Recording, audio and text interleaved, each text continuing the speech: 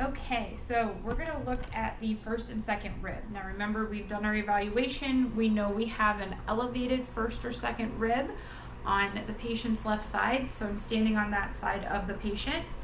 I'm going to take their arm, and that's going to be my lever source for this technique. And what I'm going to do is put the pressure along the front of their rib and push down towards their feet with it. I'm going to have the patient look to their right so that we don't slap them in the face. And then what you do is at the elbow, you put a compression force towards the table and you do a rotation up and back to you. You should feel that rib go back into a normal neutral position. And so we just recheck by bouncing on it. This can also be done in a seated position, and the same technique is done, you're just standing next to and behind the patient.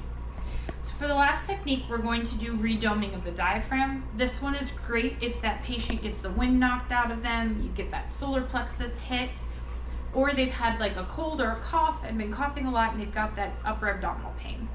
So what we're going to do is find our xiphoid process and our angles of the ribs.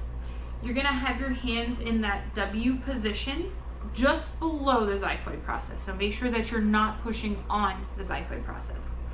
What you're going to have them do is take a deep breath in, and as they take that deep breath in and then let it out, you're going to push down towards their spine and then up towards their head.